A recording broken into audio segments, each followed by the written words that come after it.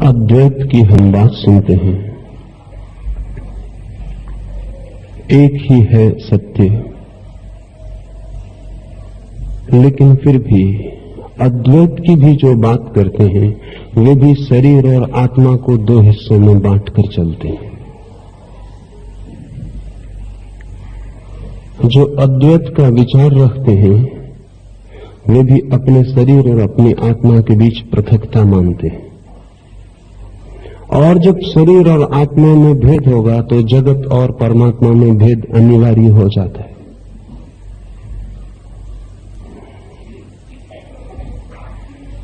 भेद की जरा सी स्वीकृति द्वैत को निर्मित कर देती है।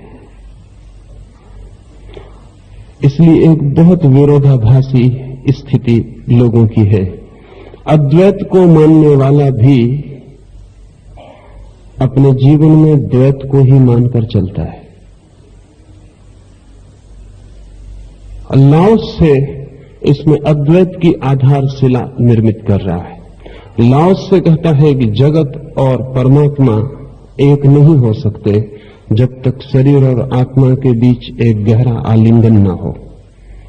जब तक कि शरीर और आत्मा के बीच ऐक्य का अनुभव न हो तब तक पदार्थ और चेतना के बीच भी एकता निर्मित नहीं हो सकती।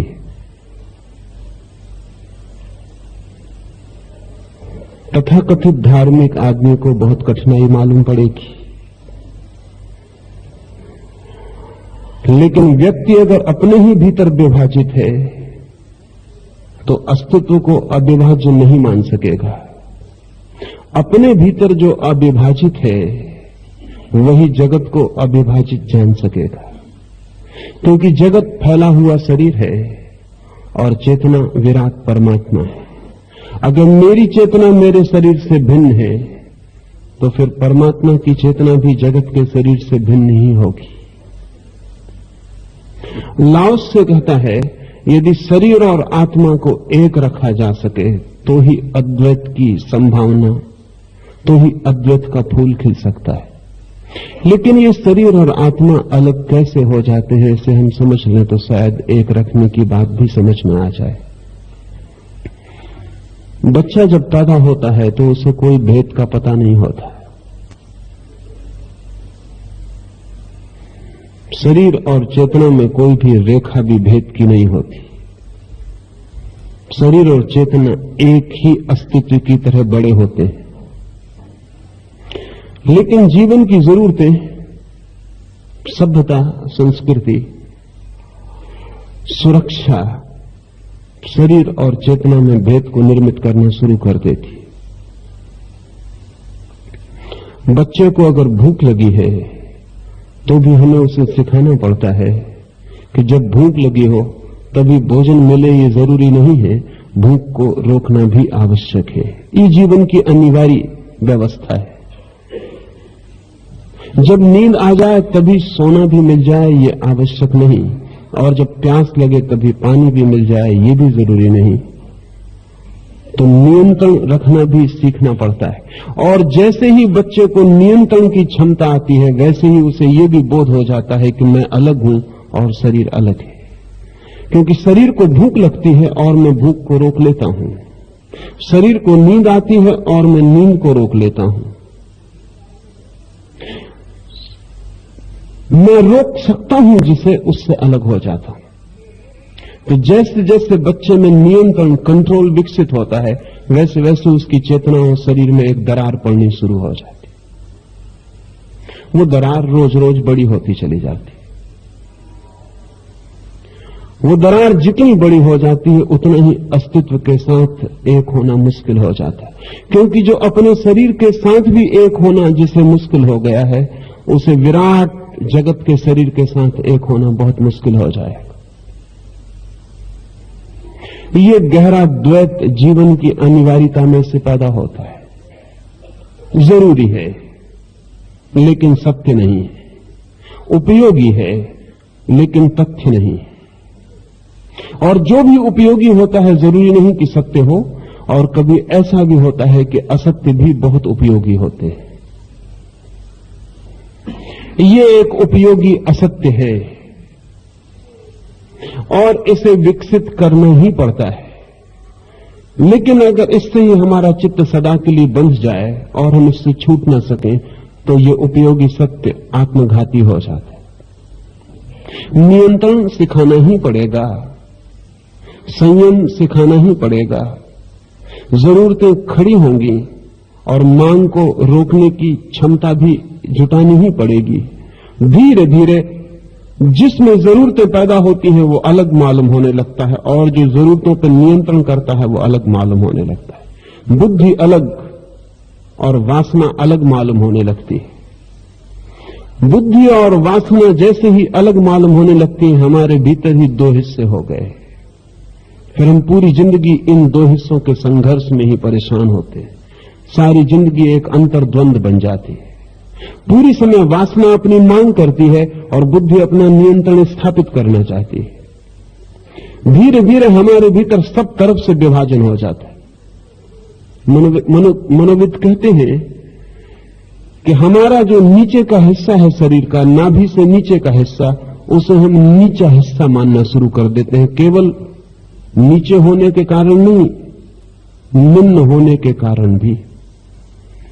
ऊपर के हिस्से के साथ हम अपना आत्मसात करते हैं और शरीर के नीचे के हिस्से को हम अलग तोड़ के रख देते हैं। कमर के नीचे का शरीर आपको ऐसा मालूम पड़ता है आपका नहीं है। कमर के ऊपर का शरीर ही बस आपका है, क्योंकि कमर के नीचे का हिस्सा धीरे धीरे वासना से जुड़ जाता है और कमर का ऊपर का हिस्सा धीरे धीरे बुद्धि से जुड़ जाता है और अंततः तो बुद्धि सिर में केंद्रित हो जाती है। इसलिए आप अपने चेहरे से ही अपने को पहचानते हैं। बाकी सारे शरीर को तो हम छिपाए रखते हैं। उसके छिपाने का कारण सिर्फ ठंड और गर्मी और शीत से बचाव ही नहीं है।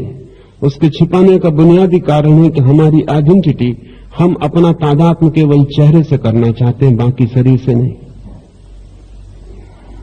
क्योंकि बुद्धि हमारी प्रतीत होती है कि हमारी खोपड़ी में निर्भर है और इसलिए चेहरा काफी।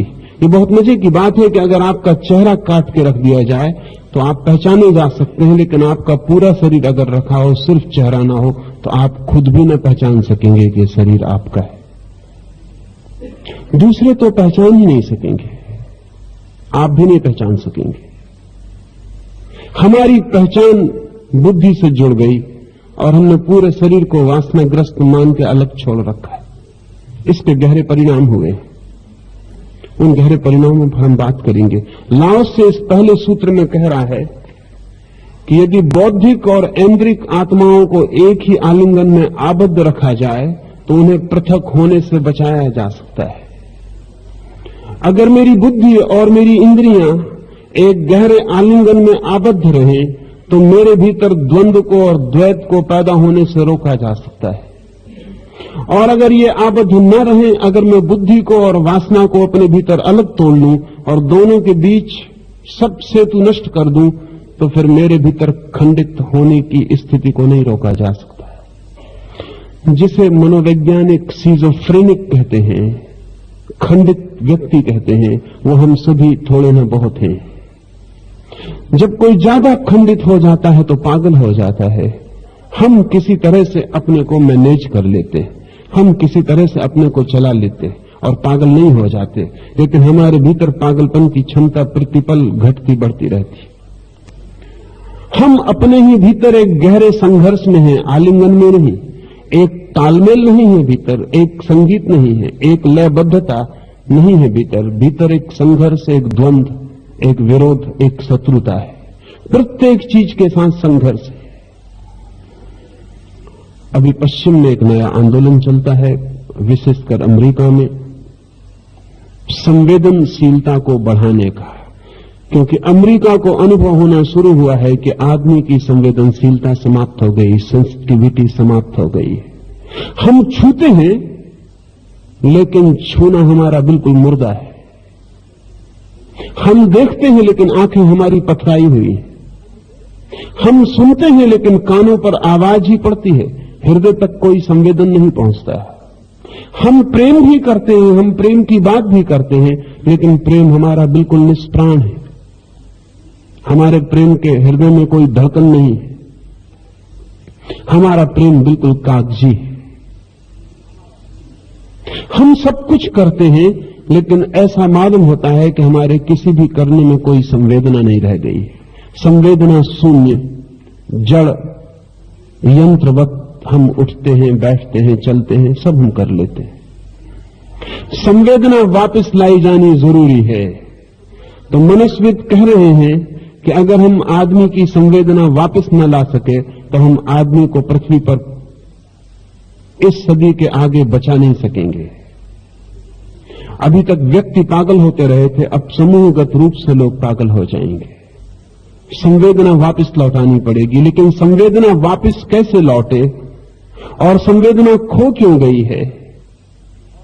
आपको भी याद होगा, अगर आपको बचपन की कोई स्मृति है तो आपको याद होगा, अगर बगीचे में फूल खिल गया है तो जैसा बचपन में वो आपको दिखाई पड़ा था खिलता हुआ, वैसा अब भी फूल खिलता है, लेकिन आपको दिखाई नहीं पड़ता।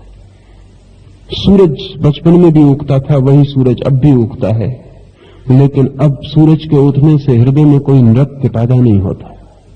चांद अब भी निकलता है, अब भी आप आंख उठा के कभी चांद को देख लेते हैं, लेकिन चांद आपको स्पर्श नहीं करता। क्या हो गया है? लाओस से जो कह रहा है आलिंगन टूट गया है। बुद्धि और इंद्रिक तल दो हो गए। इंद्रियों में संवेदना होती है, बुद्धि संवेदना को अनुभव करती है। अगर दोनों टूट जाएं तो संवेदना होनी बंद हो जाती है। इंद्रियां जड़ हो जाती हैं और बुद्धि तक कोई खबर नहीं पहुंचती, और जीवन का काव्य और जीवन का संगीत और जीवन का रस सभी कुछ सूख जाता है। बच्चे स्वर्ग में रहते हुए मालूम पड़ते हैं, इसी जमीन पर जहां हम हैं,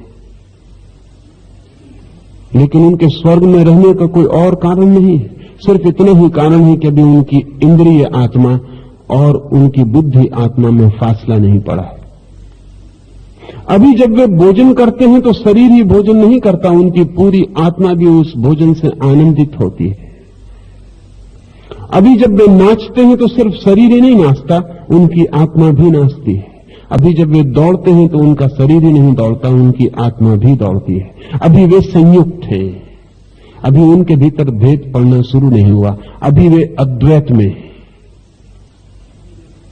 अभी वे दो नहीं हुए, अभी एक। इसलिए बच्चा जिन आनंद को अनुभव कर पाता है उनको हम अनुभव नहीं कर पाते, और बच्चा जिस प्रेम को अनुभव कर पाता है उस प्रेम को हम अनुभव नहीं कर पाते। होना तो उल्टा चाहिए कि हम ज्यादा अनुभव कर सकें, क्योंकि हमारी अनुभव की क्षमता और हमारे अनुभव का संग्रह बड़ा है, लेकिन हम अनुभव नहीं कर पाते, क्योंकि अनुभव करने की जो प्रक्रिया है वही हमारी टूट गई। संवेदना तो होती है शरीर पर। जब मैं आपके हाथ को छूता हूं तो मेरा हाथ ही आपके हाथ को छूता है। अगर मेरा हाथ ही जड़ है, महात्मा गांधी के 3 गुरुओं में से एक का नाम है हेनरी थारो। हेनरी थारो के संबंध में कहा जाता है कि लोग जब उसका हाथ छूते थे तो उन्हें लगता था कि जैसे वो किसी मुर्दा आदमी का हाथ छू रहे। मित्रों ने उल्लेख किया है अपने संस्मरणों में कि हेनरी थारो के हाथ को अगर आंख बंद करके छुओ तो कहना मुश्किल है कि तुम लकड़ी का हाथ छू रहे हो कि असली हाथ छू रहे हो। हेनरी थारो को शायद ज्यादा हो गया होगा यह हाथ संवेदन शून्य, लेकिन हमारा भी ऐसा ही है। हाथ में संवेदना हो, हाथ जीवंत हो,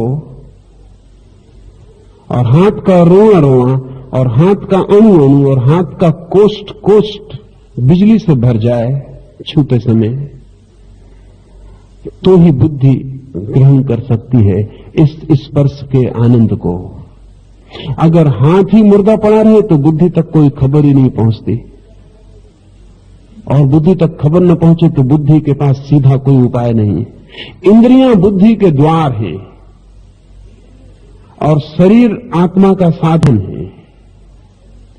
शरीर आत्मा का फैलाव है स्थूल जगत में, और अगर हम शरीर से दुश्मनी कर लें तो हम जगत से अपना संबंध तोड़ लेते हैं। जिस मात्रा में हमारा अपने शरीर से संबंध टूटता है, उसी मात्रा में हमारा अस्तित्व से संबंध टूट जाता है। फिर हम जीते हैं, लेकिन हमारे और अस्तित्व के बीच एक फासला बना रहता है। हम कहीं भी चले जाएं, हम अस्तित्व से दूर ही बने रहते हैं। हम प्रेम भी करें तो फासला होता है, हम करुणा भी करें तो फासला होता है, हम मित्रता भी बनाएं तो एक फासला होता है जिसके आर पार हम खड़े रहते हैं, और आर पार पहुंचना बहुत मुश्किल है।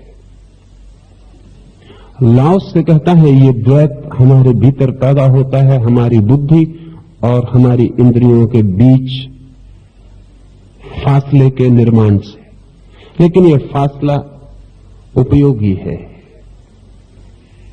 एक समय निर्मित होना चाहिए और एक समय यह फासला टूट भी जाना चाहिए। इसे एक सीढ़ी की तरह उपयोग करना उचित है। इसलिए जीसस ने कहा है कि वे ही मेरे स्वर्ग के राज्य में प्रवेश कर सकेंगे जो बच्चों की भांति हो जाएंगे, पुनः बच्चों की भांति, पुनः उतने संवेदनशील जितने बच्चे। एक एक अनुभव जिनके लिए प्राणों तक उतर जाए, ऐसे जो हो जाएंगे वे ही मेरे प्रभु के राज्य में प्रवेश कर सकेंगे। बच्चे के पास एक अद्वैत है लेकिन अज्ञान से भरा, ज्ञानी के पास यही अद्वैत पुनः चाहिए, ज्ञान से भरा। बच्चे में एक निर्दोषिता है, एक इनोसेंस है, लेकिन अज्ञानपूर्ण, इग्नोरेंट इनोसेंस। ज्ञानी में यही निर्दोषता पुनः चाहिए, लेकिन प्रज्ञापूर्ण, जानता हुआ, जागा हुआ निर्दोष भाव पुनः स्थापित होना चाहिए। बच्चे का अद्वैत टूटेगा क्योंकि वो बच्चे की उपलब्धि नहीं है। परिस्थिति और संघर्ष उसके अद्वैत को तोड़ देंगे। लेकिन आवश्यक नहीं है कि अद्वैत टूटा हुआ ही व्यक्ति मर जाए। मरने के पहले ये अद्वैत पुनः स्थापित हो सकता है, और जब ये पुनः स्थापित होता है तो पहले वाले अद्वैत से ज्यादा समृद्ध होता है, क्योंकि अनुभव इसमें हजार गरिमाएं जोड़ जाता है।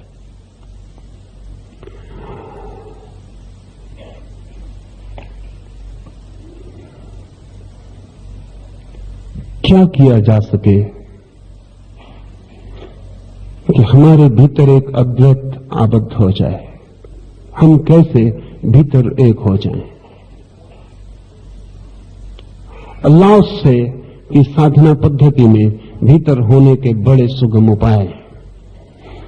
एक उपाय की हम पहले बात करें और फिर उसकी गहरी साधना पर चर्चा। अल्लाह से मानता था तुम जो भी करो, उठो या बैठो, भोजन करो या सो, जो भी करो उसमें पूरे संयुक्त और एक और लीन हो जाओ। अगर रास्ते पर चल रहे हो तो चलना ही बन जाओ। इतना भी फासला मत रखो कि मैं चल रहा हूं। साक्षी की जिस साधना की हम चर्चा करते रहे हैं, लाओस से कहता है साक्षी भी अद्वैत पर नहीं ले जा सकेगा। एक सीमा पर साक्षी को भी छोड़ देना जरूरी है। कृष्णमूर्ति अवेयरनेस की, जागरूकता की बात करते हैं, वो भी अद्वैत पर नहीं ले जा सकेगी। एक जगह जाके उसे भी छोड़ देना जरूरी है। लाओस से कहता है न जागरूकता न साक्षी वरन एकता, लीनता। तुम जो कर रहे हो वही हो जाओ। चल रहे हो तो चलने की क्रिया ही हो जाओ, चलने वाला न बचे। और भोजन कर रहे हो तो भोजन करना ही हो जाओ, भोजन करने वाला न बचे। और अगर देख रहे हो तो आंख ही बन जाओ, देखने वाला न बचे। और अगर सुन रहे हो तो कान ही बन जाओ। जो भी कर रहे हो उसमें इतनी समग्रता से एक हो जाओ कि भीतर कोई फासला न रहे, भीतर कोई भी फासला न रहे। और अगर भीतर का फासला क्रियाओं में टूटता चला जाए तो बुद्धि और वासना के बीच, इंद्रिय और विवेक के बीच, आत्मा और शरीर के बीच सेतु निर्मित हो जाता है। वे दोनों आलिंगन में आबद्ध हो जाते हैं। इस आलिंगन को ही तंत्र ने आंतरिक मैथुन कहा है। जब भीतर की चेतना भीतर की वासना से एक हो जाती है। बुद्धि कहा है तंत्र ने पुरुष को, और शरीर की प्रकृति को स्त्री कहा है। और जब भीतर की स्त्री भीतर के पुरुष से एक हो जाती, आलिंगन में बद्ध हो जाती है, तो परम समाधि फलित होती है। उसी आलिंगन की बात लाओ से कर रहा है। जो भी किया जाए उस करने में मेरे भीतर दो मौजूद न हो। क्षुद्र से क्षुद्र काम भी मुझे पूरा ही डुबा ले। क्षुद्र से क्षुद्र क्रिया में भी मेरी लीनता परिपूर्ण हो जाए, मैं पीछे न बचूं। मेरा बचना ही द्वंद है, मेरा पूरी तरह एक हो जाना ही निर्द्वंद हो जाना है, तो आलिंगन फलित होगा। लेकिन ये प्रक्रिया तो पूरे जीवन पर फैलानी पड़े, और अभी फैलानी कठिन है, क्योंकि अभी हमारे भीतर कुछ शारीरिक व्यवस्थागत अनिवार्य फासले हो गए हैं, और जब तक वे फासले न टूट जाएं, तब तक इस लीनता की साधना को साधना मुश्किल है। उन फासलों को हम समझ लें। वो फासले यांत्रिक हो गए हैं, मैकेनिकल हो गए हैं, और जब तक हम यांत्रिक व्यवस्था को ही न तोड़ डालें और नया न कर लें, तब तक केवल लीनता के प्रयोग से कुछ भी न होगा। बल्कि ये भी हो सकता है कि जब आप कोई काम करें तो आपके ये लीनता का ख्याल कि मैं पूरी तरह लीन होकर ही काम करूंगा, द्वैत का कारण बन जाए। ये लीनता का ख्याल ही आपको लीन न होने दे। भोजन करते वक्त अगर आप ये ख्याल रख के भोजन करें कि मैं भोजन में पूरा डूबा रहूं, तो आप डूबे नहीं रह सकेंगे, क्योंकि ये ख्याल आपको बाहर ही किए रहेगा।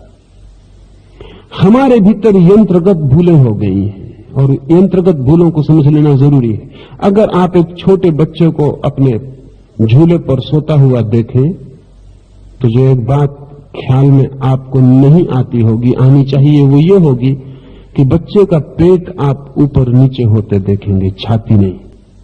बच्चा श्वास ले रहा है तो उसका पेट ऊपर नीचे हो रहा है, लेकिन छाती उसकी बिल्कुल विश्राम में पड़ी। हम उल्टी ही श्वास ले रहे हैं। हम जब श्वास लेते हैं तो छाती ऊपर नीचे होती। लाओसे का कथन है, और बहुत कीमती, और अब विज्ञान भी लाओसे से सहमत है, कि जैसे ही व्यक्ति के भीतर ऐन्द्रिक और बुद्धिगत चेतनाओं में फासला पड़ता है, वैसे ही श्वास नाभि से ना आकर सीने से आनी शुरू हो जाती। ये फासला जितना बड़ा होता है, श्वास उतनी ही ऊपर से आके लौट जाती। तो जिस दिन बच्चे की श्वास पेट से हटकर और सीने से चलने लगती है, जान लेना कि बच्चे के भीतर ऐन्द्रिक आत्मा में और बुद्धिगत आत्मा में फासला पड़ गया। बड़ी उम्र में भी आप भी जब रात सो जाते हैं, तब आपके पेट से ही सांस चलने लगती है, सीना शांत हो जाता है, क्योंकि नींद में आप अपने फासलों को बचा नहीं सकते। बेहोशी में फासले खो जाते, और श्वास की स्वाभाविक प्रक्रिया शुरू हो जाती।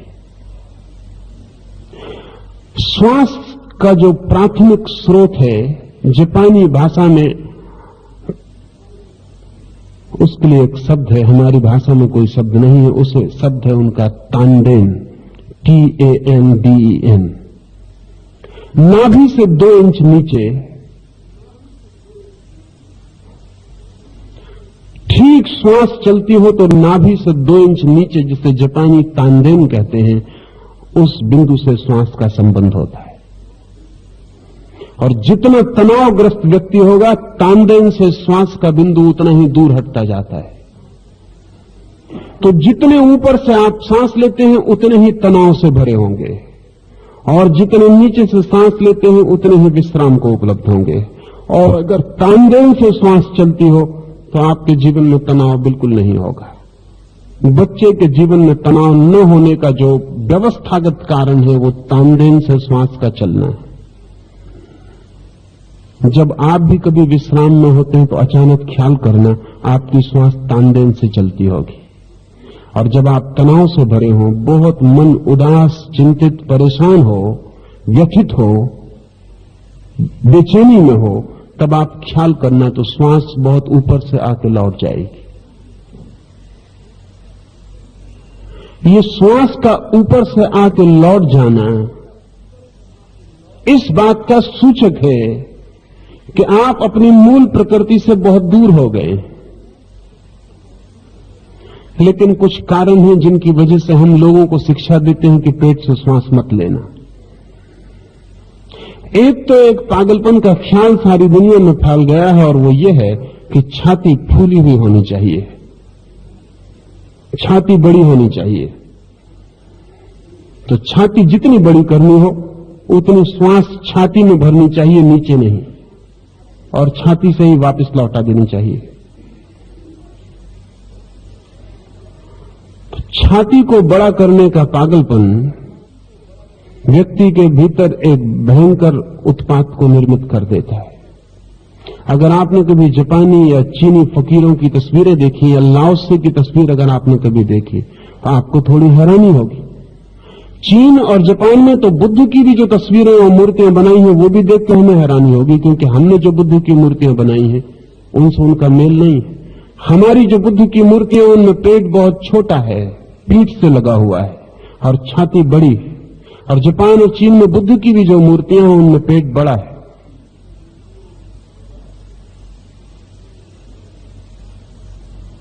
ठीक बच्चे जैसा है। बच्चे की छाती तो विश्राम में होती है, पेट थोड़ा सा बड़ा होगा क्योंकि श्वास पेट पर आएगी जाएगी। तो छाती को बड़ा करने का ख्याल भीतर एक खतरनाक स्थिति को पैदा करता है, और वो खतरनाक स्थिति है एम्ब्रिक और बौद्धिक तीन केंद्र ताओ मानता है। एक तानदेन नाभि केंद्र, दूसरा हृदय केंद्र और तीसरा बुद्धि का मस्तिष्क केंद्र। नाभि केंद्र अस्तित्व का सबसे गहरा केंद्र है, फिर उसके बाद उससे कम गहरा केंद्र हृदय का है और सबसे कम गहरा केंद्र बुद्धि का है। इसलिए बुद्धिवादी अस्तित्व से सबसे ज्यादा दूर होता है। उससे तो निकट वे लोग भी होते हैं जो हृदयवादी हैं। तथाकथित ज्ञानियों से भक्त भी कहीं ज्यादा अस्तित्व के निकट होते हैं। जिसने केवल बुद्धि को ही सब कुछ जाना है वो आदमी सतह पर जीता है, हिसाब उसका पूरा होता है, गणित उसका साफ होता है, तर्क उसके स्पष्ट होते हैं, लेकिन कभी भी गहराई में वो नहीं उतरता, क्योंकि गहराई में सदा खतरा है, क्योंकि तर्क भी खो जाते हैं, हिसाब भी खो जाता है। वो सतह पर जीता है जहां सब साफ सुथरा है। हृदय में उतरे कि तर्क और गणित और सब साफ सुथरी दुनिया खो जाती है। इसलिए बुद्धिवादी हृदय की बात से भयभीत होता है, क्योंकि हृदय के साथ ही अराजकता, अतर्क, राग का जन्म हो सकता है, प्रेम पैदा हो सकता है, भक्ति आ सकती है, कुछ हो सकता है जिसके लिए तर्क देना मुश्किल पड़े। इसलिए बुद्धिवादी बुद्धि से जीता है और बुद्धि से नीचे प्रवेश नहीं करता। जितना बुद्धिवादी आदमी होगा श्वास उतनी ऊपर से चलेगी। श्वास की ऊंचाई और नीचाई को जानकर आदमी का टाइप जाना जा सकता है। जितना हृदयवादी व्यक्ति होगा श्वास उतनी गहरी चलेगी। लेकिन लाओ से कहता है हृदय भी आखिरी गहराई नहीं, और गहरे उतरना जरूरी है, और उसको वो तानदेन कहता है। नाभि से श्वास चलनी चाहिए। नाभि से जिसकी श्वास चल रही है वो अस्तित्व के साथ वैसा ही जुड़ गया है जैसे छोटे बच्चे जुड़े होते हैं। जब कोई अपनी प्राणवायु को अपनी ही एकाग्रता के द्वारा नमनीयता की चरम सीमा तक पहुंचा दे तो वो व्यक्ति शिशुवत कोमल हो जाता है। अपनी श्वास को नमनीयता की चरम सीमा तक पहुंचाते हैं। नमनीयता का अर्थ है तनाव शून्य तरलता को पहुंचाते। अगर आप तनाव मुक्त हो, शून्य हो, तो श्वास आपकी अनिवार्य रूप से नाभि केंद्र पर पहुंच जाएगी। कभी शिथिल होकर शांत होकर कुर्सी पर बैठ के देखें, आपको फौरन पता चलेगा श्वास नाभि से चलने लगी। लेकिन ढीला छोड़ें अपने को, लेकिन ढीला हम छोड़ते नहीं। क्या इसका कारण केवल इतना ही होगा कि हम सीने को बड़ा करना चाहते हैं? नहीं, इतना ही नहीं, कारण और भी गहरे।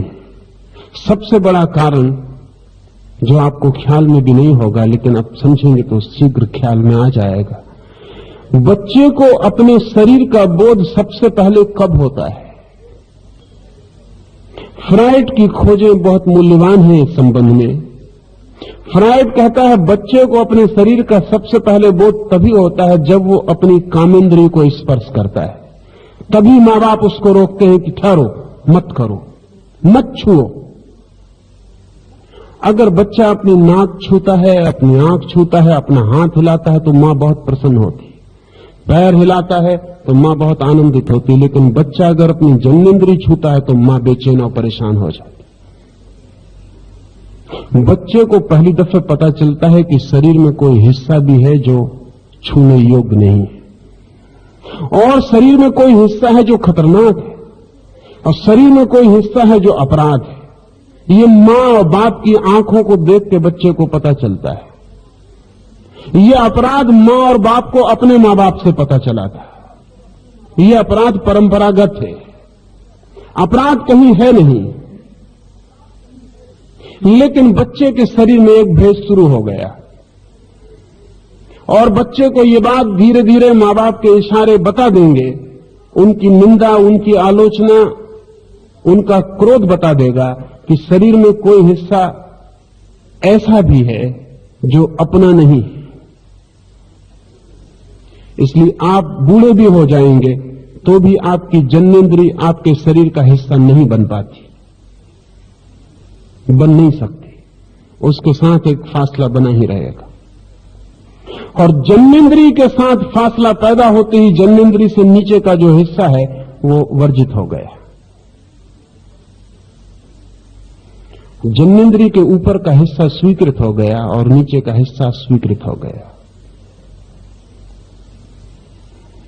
हम जैसे ही हमारे भीतर ये भेद घटित होता है वैसे ही श्वास ऊपर से चलने लगेगी। उसके कारण है क्योंकि तानदेन का जो बिंदु है, अगर उस तक श्वास जाए तो जननेंद्रिय पर उसका असर पड़ता है।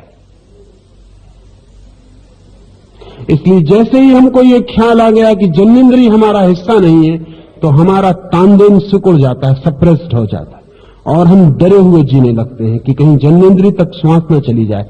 क्या आपको पता है कि रात सोते समय हर पुरुष को कम से कम 12 से 18 बार जननेंद्रिय पर इरेक्शन होता है नींद में। फ्राइड का ख्याल था कि ये इसलिए होता है कि लोगों की काम वासना अतृप्त रह जाती है, तो जब वो काम वासना के स्वप्न देखते हैं तो जननेंद्रिय अकड़ जाती है। लेकिन अभी जितनी खोज गहरी गई है तो पता चलना शुरू हुआ कि लाओस से ज्यादा ठीक कहता था। लाओसे का कहना यह है कि नींद में जननेंद्रिय पर, तानदेन पर श्वास की चोट पड़ती है, इसलिए जननेंद्रिय खड़ी हो जाती है। जरूरी नहीं कि कोई काम वासना से संबंधित स्वप्न भीतर चल रहा हो। चल रहा हो तो खड़ी हो जाएगी, नहीं चल रहा हो तो भी खड़ी हो सकती है, और 12 से 18 बार प्रत्येक पुरुष की सामान्यतया होगी। उसका कारण कुल इतना है कि श्वास की जो चोट, नींद में श्वास पूरी चलेगी, पूरी चलने से तानदेन पर चोट पड़ती। तानदेन का बिंदु और वीर ऊर्जा का बिंदु निकट है, सीमांत पर है।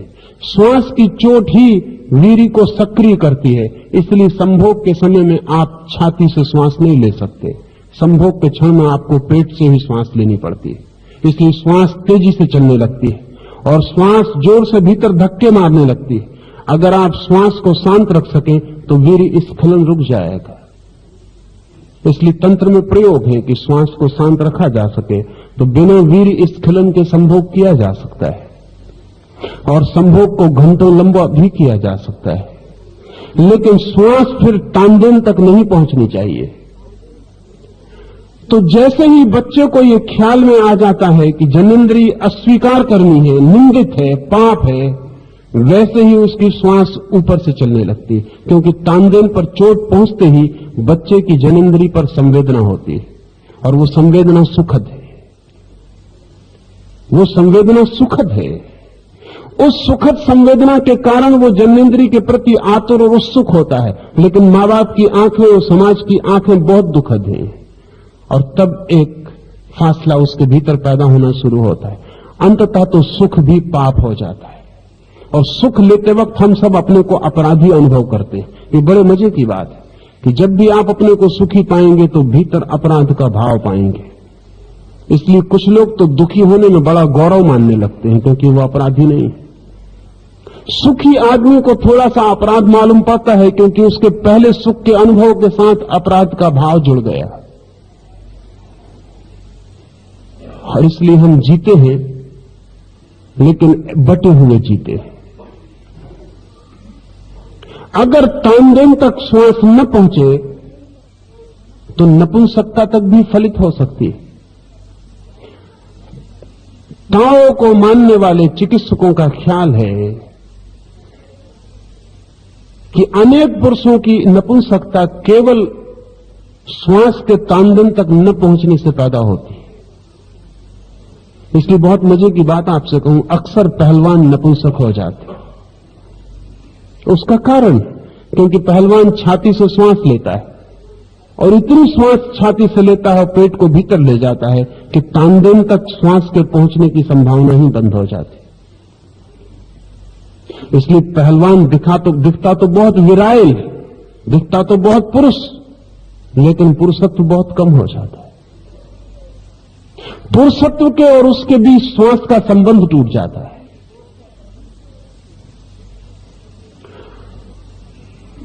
श्वास अगर तांडेन से चले तो वो तभी चल सकती है जब आपने अपनी काम वासना को भी स्वीकार किया हो।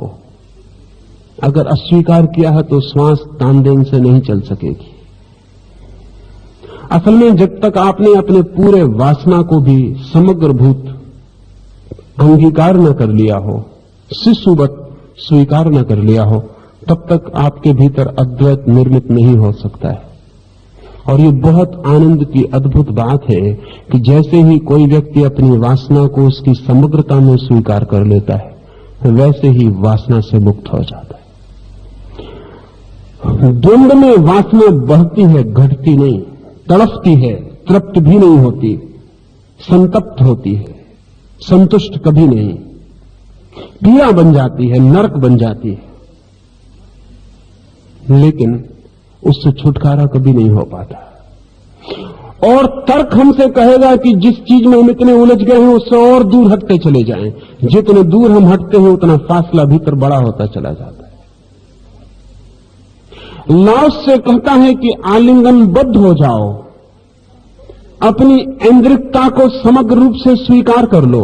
स्वीकार करते ही तुम उसके मालिक हो जाओ। स्वीकार करते ही द्वंद्व मिट जाएगा, और स्वीकार करते ही निष्पत्ति, निष्कर्ष हाथ में आ जाता है। जो बुद्धि अपनी वासना को पूरे रूप से स्वीकार कर लेती है, वो बुद्धि अपनी वासना के पार निकल जाती है। लेकिन ये पार निकलना संघर्ष से संभव नहीं होता, द्वंद्व से भी संभव नहीं होता। ये निर्द्वंद स्वीकार भाव से संभव होता है। प्राणवायु को नमनीयता की चरम सीमा तक पहुंचाना पहला प्रयोग है।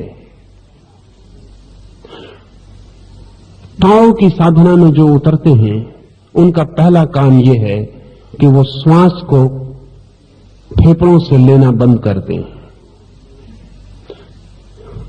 नाभि से लेना शुरू करें। इसका अर्थ हुआ कि जब आपकी श्वास भीतर जाए तो पेट ऊपर उठे, और जब श्वास नीचे गिरे तो पेट नीचे गिरे, और सीना शिथिल रहे, शांत रहे। शायद पुरुष राजी भी हो जाएं, क्योंकि सभी पुरुषों को पहलवान होने का पागलपन नहीं। स्त्रियां और भी मुश्किल से राजी हो सकती हैं, क्योंकि स्त्रियों को उससे भी बड़ा पागलपन सवार हुआ है, और वो है स्तन को सुडौल और बड़े बनाने का। तो स्त्रियां कभी नाभि से श्वास लेने को तैयार नहीं होती। इसलिए ताओइस्ट फकीर तो मिल जाएंगे, स्त्रियां मिलना बहुत मुश्किल है। ताओ को मानने वाले पुरुष मिल जाएंगे, उसकी साधना से उतरकर जिन्होंने परम आनंद को उपलब्ध किया है, ऐसे पुरुष मिल जाएंगे, लेकिन स्त्रियां खोजनी मुश्किल है। और उसका कुल एक कारण है कि स्त्री को एक रोग की तरह एक बात पकड़ गई है कि स्तन बड़े होने चाहिए। प्राकृतिक जरा भी नहीं है, और सच तो यह है कि जितना गोल और जितना सुडौल स्तन हो, बच्चे को दूध पीने में उतनी ही कठिनाई होती। इसलिए बायोलॉजिकल नहीं है, क्योंकि जितना सुडौल स्तन हो, बच्चा जब दूध पीता है तो उसकी नाक स्तन से भिड़ जाती है और सफोकेशन, और उसे घबराहट शुरू होती है। मनस्विद कहते हैं कि स्त्रियों के सुडौल स्तन देखकर पुरुषों को भी घबराहट शुरू होती है। उसका मौलिक कारण बचपन में हुआ अनुभव है सफोकेशन का। अगर आपके सामने एकदम स्त्री के सुडौल स्तन आ जाएं, तो आपकी सांस गड़बड़ा जाती है। इतनी घबराहट का कोई कारण नहीं मालूम होता, लेकिन अगर सुडौल स्तन पर बच्चा दूध पिए तो उसकी नाक स्वभावता, गोल स्तन हो तो उसकी नाक में अड़ जाएगा और घबराहट उसे होगी, और वो घबराहट गहरी बैठ जाती। लेकिन स्त्रियों को स्तन बड़े दिखाने का मनोवैज्ञानिक बहुत कारण खोजते हैं। कारण जो भी हो, लेकिन उसका व्यापक और गहरा परिणाम जो हुआ है वो युवा है, कोई स्त्री नाभि से श्वास लेने को तैयार नहीं। और अगर नाभि से श्वास न ली जा सके तो बच्चों जैसी सरलता असंभव है। वो श्वास के साथ ही बच्चे जैसी नमनीयता और तरलता पैदा होती कि आपकी श्वास नाभि से चलने लगे। चलें, उठें, बैठें, ख्याल रखें कि नाभि से श्वास चल रही। तो ताओ की साधना के 3 हिस्से हैं प्राण साधना के। पहला, श्वास नाभि से चले, और आप एक 3 सप्ताह का प्रयोग करके भी दंग रह जाएंगे कि अगर श्वास नाभि से चले तो आपके न मालूम कितने क्रोध विलीन हो गए, और आपकी न मालूम कितनी ईर्ष्या खो गई, और आपके न मालूम कितने तनाव अब नहीं है, और आपकी नींद गहरी हो गई, और आपका व्यक्तित्व संतुलित होने लगा। श्वास साधारण बात नहीं है, सारे प्राण की व्यवस्था उससे जुड़ी है। तो जैसी श्वास होगी वैसे आपके प्राणों में व्यवस्था या अव्यवस्था पैदा होती। आप क्रोध के समय में लयबद्ध सांस नहीं ले सकते, और अगर लयबद्ध सांस लें तो क्रोध नहीं कर सकते। सांस का उखड़ जाना जरूरी है क्रोध के क्षण में, तो ही शरीर उत्तप्त हो पाता है, तो ही शरीर की ग्रंथियां जहर छोड़ पाती हैं। पहला सूत्र है श्वास को धीरे धीरे नाभि पर ले आना, सीने का काम ही ना रह जाए। दूसरा ताओ प्राण साधना का हिस्सा है कि सदा श्वास बाहर जाए उस पर ध्यान देना, भीतर आती श्वास पर बिल्कुल ध्यान नहीं देना। और जब श्वास बाहर जाए तो जितने जोर से श्वास को उलीचा जा सके उलीच देना, और भीतर कभी श्वास अपनी तरफ से नहीं लेना, जितनी आए आ जाने देना। आने की प्रक्रिया परमात्मा पर छोड़ देनी, और भेजने की प्रक्रिया जितनी हमसे उलीचते बन सके उलीच देना। इसके अद्भुत परिणाम होते हैं। हम सभी लोग श्वास लेने में तो बहुत उत्सुकता दिखाते हैं, छोड़ने में नहीं। अगर आप ध्यान करेंगे तो हमारी एम्फेसिस सदा छोड़ने पर कभी नहीं होती, सदा लेने पर होती। और ये सिर्फ श्वास का ही सवाल नहीं, हमारा पूरा जीवन ही लेने पर निर्भर होता है, देने पर कभी निर्भर नहीं होता। जो व्यक्ति श्वास को देने पर जोर देगा और लेने पर नहीं, उसके पूरे व्यक्तित्व में दान और देना अपने आप गहन हो जाए और लेना कम हो जाए। एक आदमी की हम श्वास की जांच करके कह सकते हैं कि यह आदमी लेने में रस लेता होगा कि देने में। अनिवार्य रूपेण श्वास को आप धोखा नहीं दे सकते। कंजूस आदमी कभी भी श्वास छोड़ने में सुख अनुभव नहीं करता, सिर्फ लेने में। मनस्विद कहते हैं कि कंजूस व्यक्ति सिर्फ धन को ही नहीं रोकता, सब कुछ रोकने लगता है। कंजूस कॉन्स्टिपेशन में जीता है, सब तरह के कॉन्स्टिपेशन, सभी चीजों को रोक लेता है। 100 में से 90 मौके पर कब्जियत आपके चित्त की कंजूसी का परिणाम होती है। सभी चीजों को रोकने का मन होता है, तो मल तक को रोक लेता है।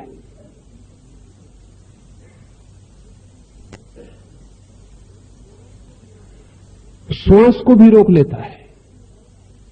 देते में डरता है, बस लेने भर को आतुर होता है। लेकिन जीवन का नियम है, जितना ज्यादा देंगे उतना मिलता है।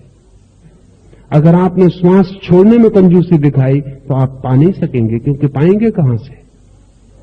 सिर्फ गंदी श्वास भीतर इकट्ठी हो जाएगी, सिर्फ कार्बन डाइऑक्साइड भीतर इकट्ठा हो जाएगा।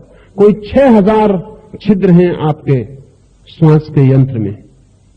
हम ज्यादा से ज्यादा 1500-2000 छिद्रों तक श्वास लेते हैं। 4000 छिद्र सदा ही कार्बन डाइऑक्साइड से भरे रहते हैं।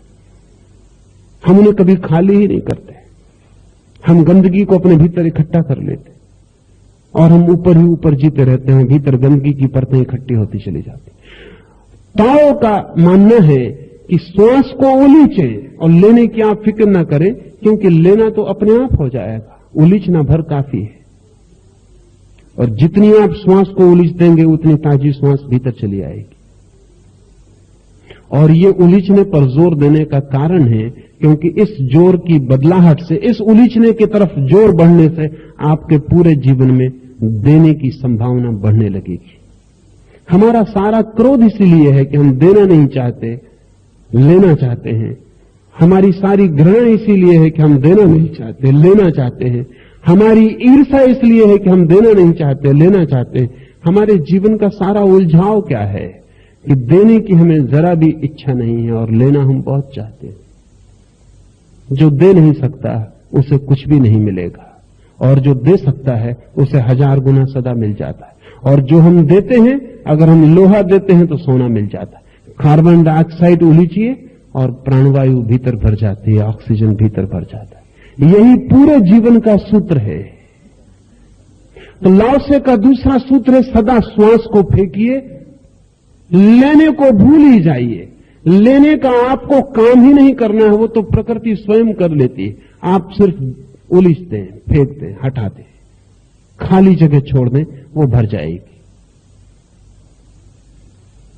और अगर आपका जोर छोड़ने पर हो और लेने पर बिल्कुल ना हो तो चित्त एकदम नमनीय हो जाएगा, क्योंकि लेने में तनाव होता है, जबरदस्ती होती है। छोड़ने में तो सिर्फ हल्कापन आता है, छोड़ने में सिर्फ निर्भर होते हैं। भरना तो एक भार है, छोड़ना निर्भर होना है। छोड़ना तो वजन कम कर देता है। तो दूसरा सूत्र है, छोड़े श्वास को, ले मत। और तीसरा सूत्र है लाओसे का,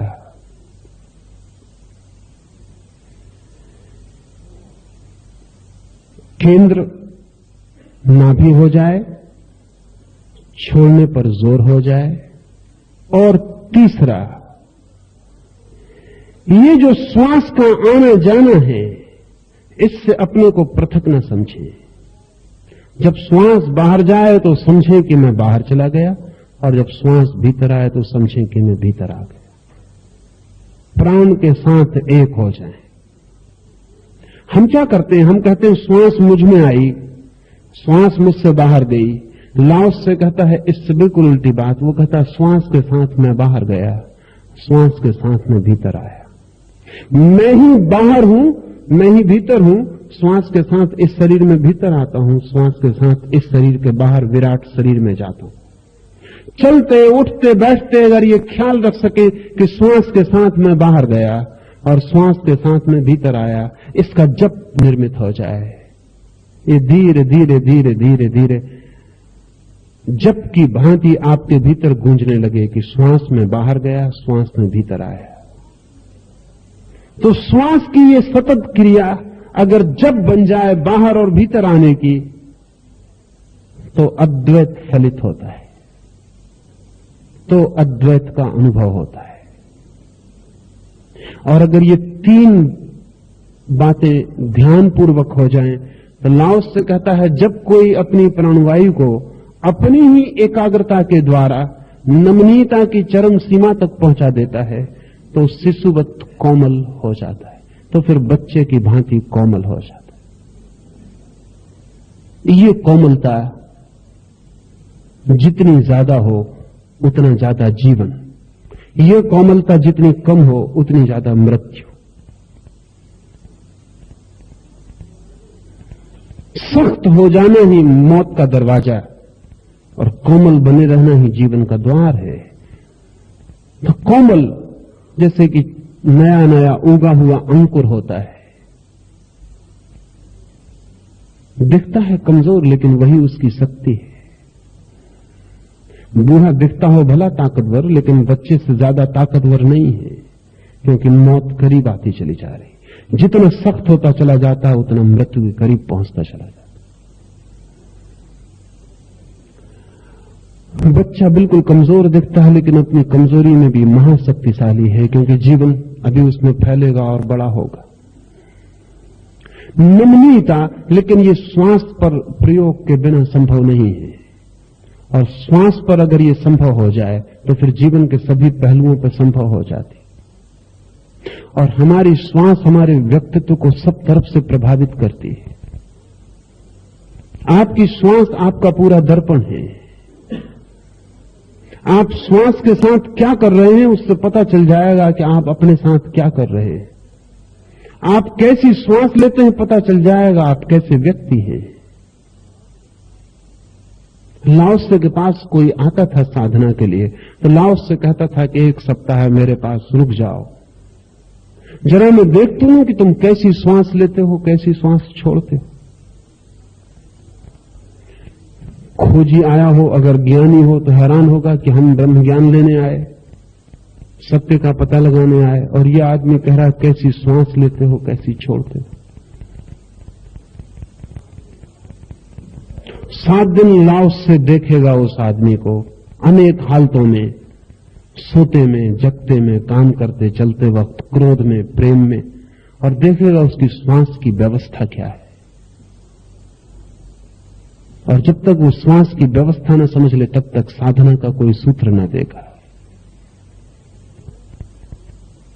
श्वास के साथ ही साधना पूरी की पूरी व्यवस्थित की जा सकती है। तो ये 3 सूत्र ख्याल रखें। आपने सुना होगा जापानी शब्द हाराकिरी। हाराकिरी का हम अनुवाद करते हैं आत्मघात, सुइसाइड, लेकिन जापानी शब्द का अर्थ और ज्यादा है। हारा का अर्थ होता है केंद्र, परम केंद्र, जहां से जीवन पैदा होता है। उसी केंद्र में छुरा मार के अगर कोई मरता है तो उसको हाराकिरी कहते हैं। इसलिए हर कोई हाराकिरी नहीं कर सकता। आप चाहें कि हाराकिरी कर लें तो आप नहीं कर सकते। हाराकिरी करने के लिए हारा को पहचानना जरूरी है कि वो केंद्र कहां है। अभी मैंने आपसे कहा तानदेन, नाभि से 2 इंच नीचे अगर आप श्वास को नाभि से लेते रहें तो धीरे धीरे आपको नाभि से 2 इंच नीचे एक जगह पर स्मरण होने लगेगा केंद्र का। वही केंद्र जब इतना स्पष्ट हो जाता है कि आपको लगता है पूरा शरीर परिधि है और वही केंद्र है, पूरा शरीर एक वर्तुल है और वही केंद्र है। जिस दिन आप सोते जागते उठते बैठते सतत उस केंद्र के स्मरण से भरे रहते हैं और दिए की एक ज्योति की तरह वो केंद्र आपके भीतर जलने लगता है, तब उसका नाम हारा है। और जिस व्यक्ति का वो केंद्र दिए की ज्योति की तरह जलने लगता है भीतर, उसकी फिर कोई मृत्यु नहीं। तो हाराकिरी का मतलब होता है शरीर को केंद्र से तोड़ देना, तो वो ज्योति परम ज्योति में विलीन हो जाएगी। ये जो हारा है, ये जो केंद्र है, यह आपकी बुद्धि में नहीं, यह आपके हृदय में भी नहीं, यह आपकी नाभि के पास है। और इसलिए मां से बच्चे की खोपड़ी नहीं जुड़ी रहती उसके पेट में, और न हृदय जुड़ा रहता, उसकी नाभि जुड़ी रहती है। नाभि से बच्चा जुड़ा रहता है, लेकिन ये चमत्कार की बात है कि बच्चा ना तो श्वास लेता मां के पेट में, न उसके हृदय में धड़कन होती,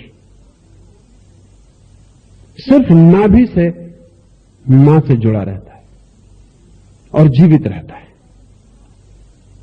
इसका अर्थ साफ है कि न तो हृदय अनिवार्य है जीवन के लिए और न बुद्धि अनिवार्य है जीवन के लिए। हृदय की धड़कन के बिना भी बच्चा जीवित रहता है और श्वास के बिना चले भी जीवित रहता है, लेकिन नाभि के बिना जीवित नहीं रह सकता।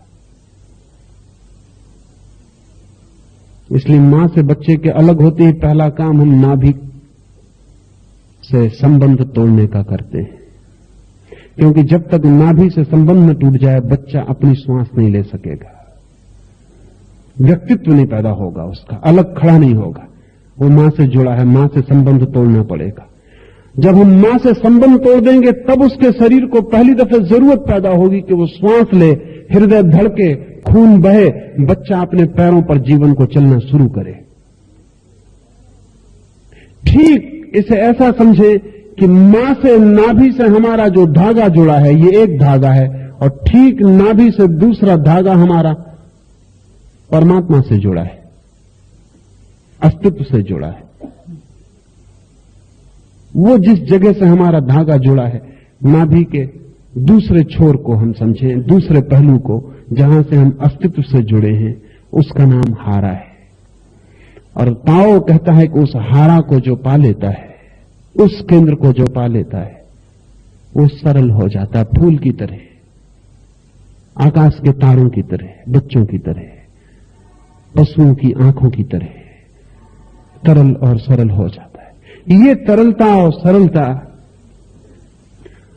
अगर पानी हो तो तीसरे सूत्र में लाओस से कहता है, जब वह कल्पना के अतिशय रहस्यमय दृश्यों को झाड़ पोंछ कर साफ कर लेता है तो निर्विकार हो जाता है। श्वास नमनीय हो जाए, केंद्र पर आ जाए और कल्पना का सारा जाल तोड़ के फेंक दिया जाए। कल्पना के जो हमने जाल बना रखे हैं, न मालूम कितने कितने प्रकार के, संसार के नाम पर ही नहीं, धर्म के नाम पर भी न मालूम कितने जाल हमने अपनी कल्पना के बना रखे। न मालूम कितने ईश्वर, न मालूम कितने देव, न मालूम कितने स्वर्ग नरक कल्पना से बना रखे हैं। जाना हमने नहीं, पहचान हमारी कुछ भी नहीं, सिर्फ अपनी कल्पना को भर रखा है। हमारी कल्पना एक पुस्तकालय है, जिस पुस्तकालय में जमाने भर की कल्पनाएं संग्रहित हो गई हैं। जन्मों जन्मों में न मालूम कितनी कल्पनाओं के जाल हमने इकट्ठे कर लिए और वो सब जालों के बीच में हम घिरे जीते। लेकिन ये सारे के सारे जाल बुद्धि में हैं, और अगर किसी व्यक्ति ने बुद्धि से ही इन जालों को तोड़ने की कोशिश की तो वो नहीं तोड़ पाएगा। जरूरी है कि बुद्धि से नीचे चला जाए, गहरा चला जाए, अस्तित्व के केंद्र पर खड़ा हो जाए, और जैसे ही कोई व्यक्ति नाभि के पास आ जाता है वैसे ही सशक्त हो जाता है कि कल्पनाओं को तोड़ के फेंक दे। कुछ लोग बुद्धि से ही बुद्धि से लड़ने की कोशिश में लगे रहते हैं। बुद्धि के एक तर्क को आप दूसरे तर्क से काट सकते हैं, लेकिन ध्यान रखिए दूसरा तर्क आपको पकड़ लेगा। बुद्धि की एक कल्पना को आप दूसरी कल्पना से काट सकते हैं, लेकिन तब दूसरी कल्पना आपको पकड़ लेगी। ये कठिनाई ऐसी है कि जिससे आप काटने चले हैं वो बुद्धि ही कटनी चाहिए, अन्यथा कुछ भी नहीं कटेगा। तो लोग काटने में लगे रहते हैं, एक धर्म को दूसरे धर्म से बदल लेते हैं, एक गुरु को दूसरे गुरु से बदल लेते हैं, एक सिद्धांत को दूसरे सिद्धांत से बदल लेते हैं, एक शास्त्र को दूसरे शास्त्र से बदल लेते हैं। और कुछ लोग तो इतनी कठिनाई में पड़ जाते हैं क्योंकि वो समझते हैं कि उन्होंने सब शास्त्र छोड़ दिए और तब वो अपना ही शास्त्र निर्मित कर लेते हैं, जो कि और भी गरीब होने वाला है, उससे तो बेहतर किसी और का भी बेहतर था। कृष्णमूर्ति के साथ और उनके शिष्यों के साथ ऐसी कठिनाई खड़ी हुई है। कृष्णमूर्ति ने कहा सारी कल्पनाओं के जाल तोड़ दो, अच्छा लगता है, प्रीतिकर लगता है, तोड़ दो, लेकिन आदमी तब अपने को ही केंद्र में खड़ा कर लेता है और अपनी ही कल्पना के जाल बुनने शुरू कर देता है। जब तक आप कल्पना के केंद्र से ही ना हट जाएं, तब तक आप कल्पना के जाल बुनते ही रहेंगे। और कल्पना इतनी अद्भुत है कि नकारात्मक रूप से भी अपने को भर लेती है। कृष्णमूर्ति कहते हैं कोई गुरु नहीं है, तो सुनने वाला कहता है कि किसी गुरु को नहीं मानेंगे, और कृष्णमूर्ति को गुरु मानना शुरू कर देता है बहुत गहरे में, उसका उसे भी पता नहीं चलता। एक मित्र भी आए थे कुछ समय पहले और मुझसे कहने लगे हम किसी गुरु वगैरह को नहीं मानते, क्योंकि हम कृष्णमूर्ति को सुनते, क्योंकि हम कृष्णमूर्ति को सुनते, हम किसी गुरु वगैरह को नहीं मानते। मैंने उनसे पूछा कि कृष्णमूर्ति को सुनकर ही ये ख्याल पैदा हुआ है, तो गुरु तो हो गए, ये ख्याल तुम्हारा नहीं है। पहले तुम दूसरों के ख्याल मानते रहे, अब भी दूसरे का ही ख्याल मान रहे हो। कहने लगे कि नहीं हम कृष्णमूर्ति को गुरु नहीं मानते। तो मैंने कहा फिर अब सुनने किस लिए जाते हो? अब सुनने की क्या जरूरत रही?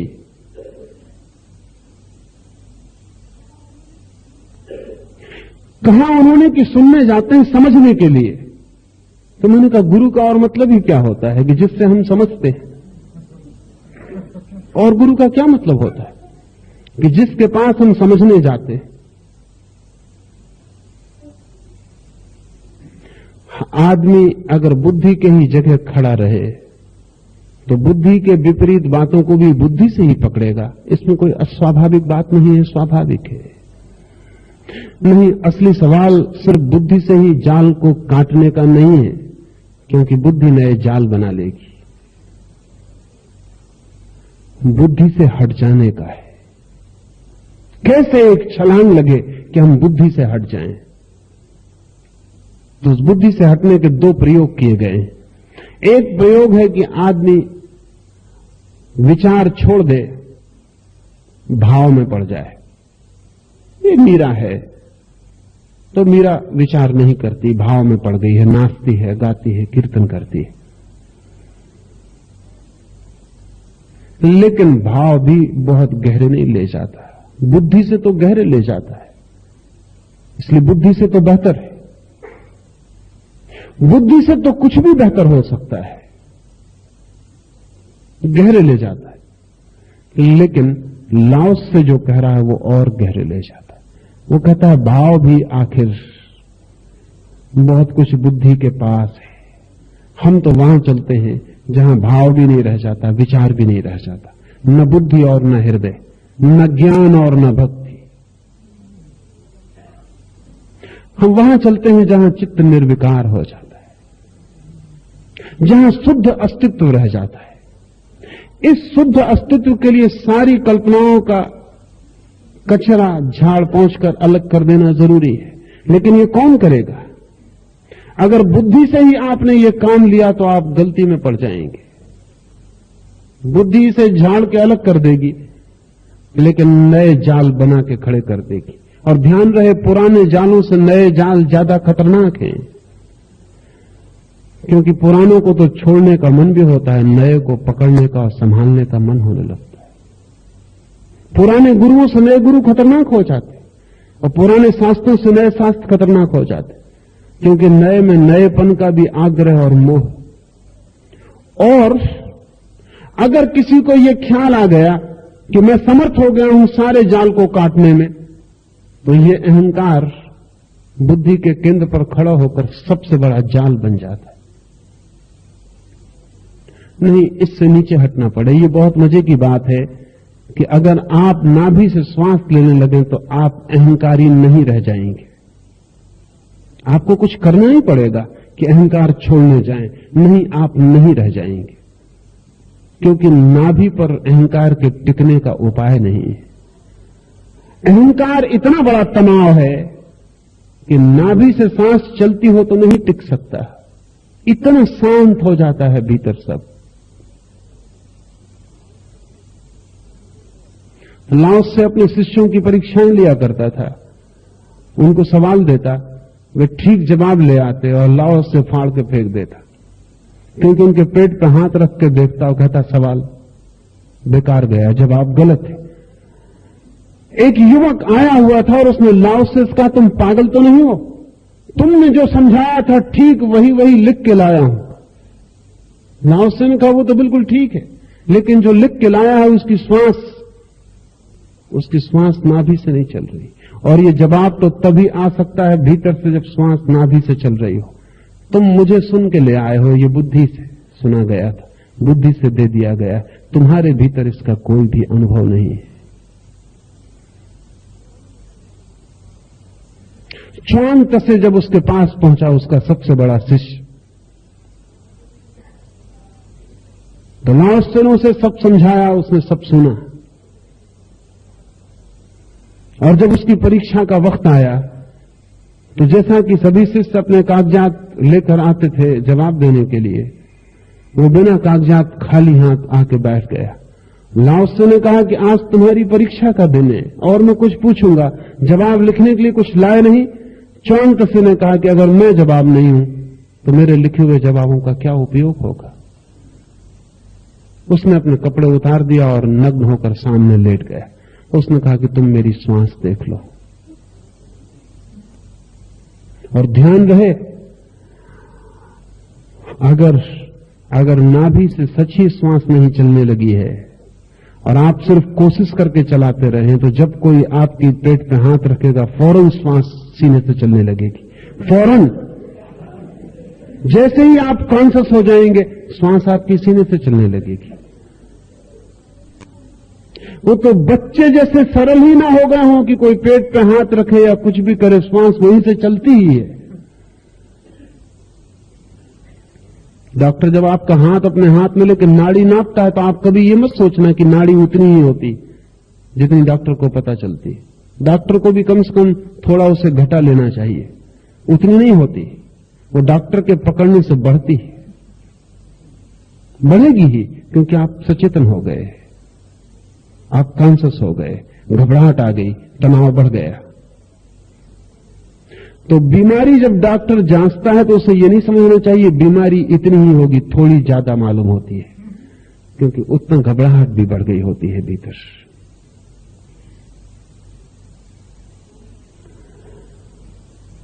च्वांग से लेट गया और उसने कहा मेरी श्वास देख लो। उसका पेट ऊपर नीचे गिर रहा है, एक छोटे बच्चे की तरह लेटा है। अल्लाह उससे कहता है कि तू उत्तीर्ण हो गया है, अब मुझे कुछ पूछना नहीं है, क्योंकि जो जवाब दे सकता है अब तेरे भीतर मौजूद है। बुद्धि से हटाना है चेतना को और नाभि की तरफ ले आना है। हमारा सारा संस्कार, हमारी सारी शिक्षा, सारा समाज चेतना को बुद्धि की तरफ ले जाने की कोशिश में लगा रहता है। उपयोग है उसका, जैसा मैंने कहा, लेकिन एक दिन हमें उस उपयोग से वापस लौटाना जरूरी है। मूल केंद्र को खो देना किसी भी कीमत पर खतरनाक है और किसी भी कीमत पर मूल केंद्र को पा लेना सस्ता है। तो लाओस से के इस सूत्र को साधना का सूत्र समझें। अपने श्वास का ध्यान रखें और श्वास के रूपांतरण की कोशिश करें। श्वास की बदलाहट आपकी बदलाहट हो जाएगी। श्वास में क्रांति आपके स्वयं के व्यक्तित्व की क्रांति हो जाएगी। और जैसे जैसे श्वास गहरी होने लगेगी, आपकी गहराई बढ़ने लगेगी, आपका उथलापन समाप्त हो जाएगा। और जिस दिन श्वास केंद्र पर होगी, उस दिन आप सारे जगत के साथ एक अद्वैत के बिंदु पर मिल जाएंगे। अपनी केंद्र पर जो आ गया, वो जगत के केंद्र पर आ जाता है। स्वयं के केंद्र पर जो डूब गया, वो विराट के केंद्र से एक हो जाता है। तो परम आलिंगन अद्वैत का फलित होता है। और जैसे जैसे आपकी श्वास गहरी और भीतर भीतर उतरने लगती है, वैसे वैसे रहस्य के नए पर्दे और सत्य के नए द्वार खुलने शुरू हो जाते। जो मनुष्य के भीतर छिपा है, वही विराट में विस्तीर्ण होकर फैला हुआ है। जो अपने भीतर गहरे उतर आता है, वो परम के भीतर ऊंचे उठ जाता है। ईसाई फकीरों ने कहा है, एज अबव सो बिलो, जैसा ऊपर वैसा नीचे। भारतीय संतों ने कहा है, जो पिंड में छिपा है वही ब्रह्मांड में। प्लोटिनस ने कहा, man is the measure of all things. सभी चीजों का माप तौल, मापदंड आदमी है। और आदमी अगर अपने भीतर उतर जाए तो वो विराट के भीतर उतर गया। आदमी एक छोटा सा विराट है, ए मिनिएचर, छोटा सा विराट। विराट में जो भी है सब उसके भीतर है, सब। अपने ही केंद्र पर पहुंच जाने से व्यक्ति विश्व के केंद्र को पा लेता है। तो लाओस से कहता है, ये 3 बातें जो व्यक्ति पूरी कर ले प्राण की साधना में। ध्यान रहे, लाओसे की प्राण की साधना भारतीय प्राणायाम से भिन्न है, क्योंकि भारतीय प्राणायाम बौद्धिक है और भारतीय प्राणायाम आयोजित है, चेष्टित है। और भारतीय प्राणायाम में प्राण को बुद्धि के द्वारा व्यवस्था दी जाती है। और लाओसे का प्राणायाम नैसर्गिक है, बुद्धि के द्वारा व्यवस्था नहीं देनी है, वरन बुद्धि ने जो व्यवस्था दी है अब तक उसको भी तोड़ डालना है और नैसर्गिक प्राण की गति को खोज लेना है। जो सहज गति है, जो जन्म से हमारे साथ थी, उसे खोज लेना है। तो भारतीय प्राणायाम और लाओसे के प्राण साधना में बुनियादी अंतर है। और लाओसे की प्राण साधना ज्यादा गहरी है प्राणायाम से, क्योंकि प्राणायाम फिर आखिर मनुष्य का हिसाब है कि बाएं नाक को रोककर 3 दफे, फिर दाएं नाक को रोककर 3 दफा, फिर इतनी देर भीतर रोकना, फिर इतनी देर बाहर छोड़ना, फिर इतना रेचक, फिर इतना कुंभक। इस सब का सब बुद्धिगत है। इसके उपयोग और इसके फायदे, लेकिन इसके उपयोग और फायदे शरीर तक ही है। और इसके उपयोग और फायदे से व्यक्ति सुंदरतम स्वास्थ्य को उपलब्ध हो सकता है और इस साधना के द्वारा शक्ति को भी उपलब्ध हो सकता है। लेकिन लाओसे की प्राण साधना बिल्कुल भिन्न है।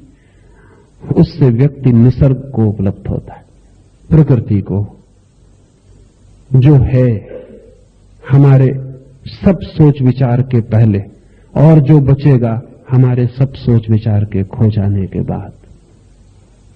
इसलिए प्राण योग, भारतीय प्राणायाम बिना गुरु के खतरनाक हो सकता है, क्योंकि उसमें आयोजना है, व्यवस्था है, डिसिप्लिन है। लाओसे का प्राण साधना के लिए गुरु के बिना बड़े मजे से चल सकती है, कोई कारण नहीं है। क्योंकि लाओसे की प्राण साधना में सीखना कम है, भूलना ज्यादा है। हम जो सीख गए हैं गलत, उसे सिर्फ छोड़ देना है और जो स्वाभाविक है वो प्रकट हो जाएगा। कुछ नई अनुशासन व्यवस्था थोपनी नहीं है, सब अनुशासन तोड़ देना है और निसर्ग को मौका देना है कि वो जैसा चलना चाहे चले। लेकिन जैसा मैंने आपसे कहा, जब तक आप अपने शरीर को स्वीकार नहीं करते, और शरीर को स्वीकार करने का अर्थ है जब तक आप अपने यौन को स्वीकार नहीं करते, तब तक आप कभी भी शरीर के साथ संवेदना को उपलब्ध नहीं हो सकेंगे। और जब तक आप अपने भीतर किसी चीज को निंदा ही किए चले जाते हैं तो आलिंगन कैसे करेंगे? और जब अपने ही भीतर आपने दीवारें बना रखी हैं तो दूसरे से मिलने की तो बात ही छोड़ते हैं। अपने से ही मिलना नहीं हो पा रहा है, और जो अपने से भी मिलने में डर रहा है वो परमात्मा से मिलने में निर्भय होगा, इसे मानने का कोई भी कारण नहीं है। स्वीकार करें जो है भीतर, उसे परमात्मा की देन की तरह स्वीकार करें, निंदा को छोड़ दें। कुछ पाप नहीं है, कुछ अपराध नहीं है। जो भीतर है वो प्रभु का हिस्सा है, उसे स्वीकार कर लें। और जैसे ही आपके भीतर सर्व स्वीकृति आती है, वैसे ही शरीर में और आपकी चेतना के बीच के सब बाधाएं टूट जाती हैं और शरीर और चेतना एक तरल धारा हो जाते। तब शरीर आपका ही हिस्सा है बाहर फैला हुआ, और आत्मा आपका ही शरीर है भीतर गया हुआ। तब शरीर ठोस आत्मा है और आत्मा तरल शरीर है। तब शरीर दृश्य आत्मा है और आत्मा अदृश्य शरीर है। तब ये एक ही चीज के दो छोर है, और जिस दिन ऐसा अनुभव होता है उसी दिन ये सारा जगत एक हो जाता है। उस दिन पत्थर में और परमात्मा में फर्क नहीं रह जाता। जिन लोगों ने परमात्मा की मूर्तियां पत्थर से बनाई वे बड़े होशियार थे। उन्होंने एक सूचना दी कि जब तक तुम्हें पत्थर परमात्मा न दिखाई पड़ने लगे तब तक तुमने कुछ भी नहीं पाया, इसे ठीक से जानना। पत्थर की मूर्ति बनाने का और कोई प्रयोजन नहीं है, एक इंगित कि पत्थर भी जब परमात्मा दिखाई पड़ने लगे तभी तुम जानना कि तुमने परमात्मा को जाना। लेकिन जिनको अपना जीवित शरीर भी परमात्मा नहीं दिखाई पड़ रहा, उन्हें पत्थर परमात्मा दिखाई पड़ेगा, ये कैसे कहा जा सकता है? शायद उन्हें पत्थर इसलिए परमात्मा मालूम पड़ता है कि पत्थर में कोई वासना नहीं, कोई इंद्रिय नहीं, पत्थर बिल्कुल मरा हुआ मुर्दा है, इसलिए उनको पत्थर में थोड़ा परमात्मा शायद नजर आ जाए।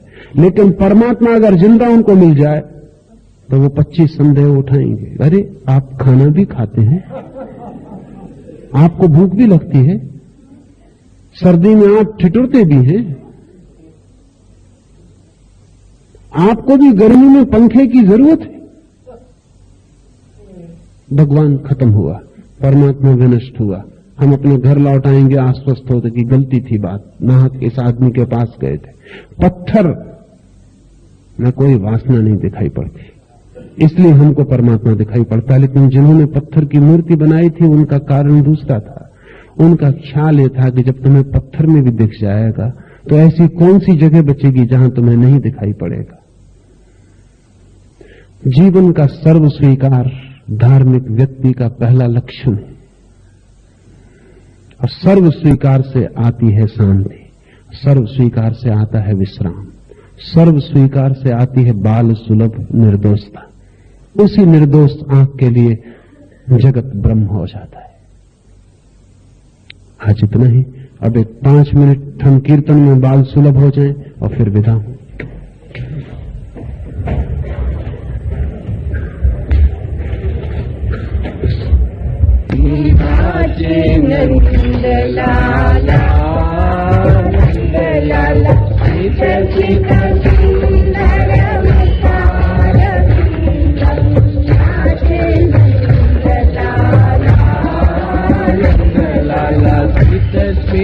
सुंदर मुखार बिंदम नाचे नंद लाला नंद लाला।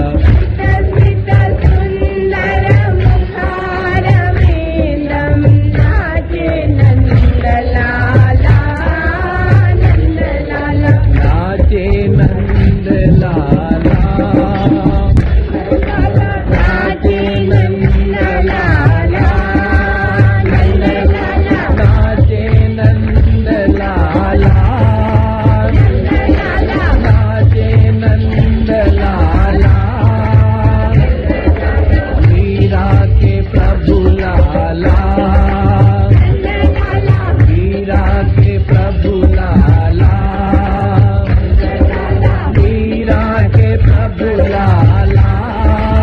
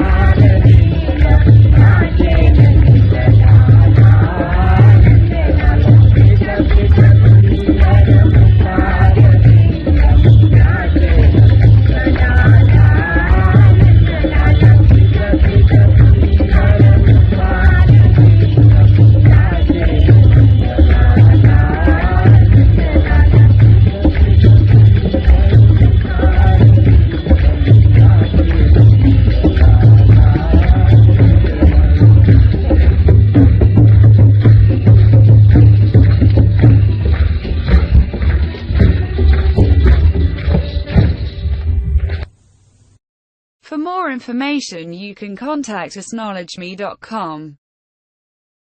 अधिक जानकारी के लिए आप हमें संपर्क कर सकते हैं knowledgeme.com पर। आभार।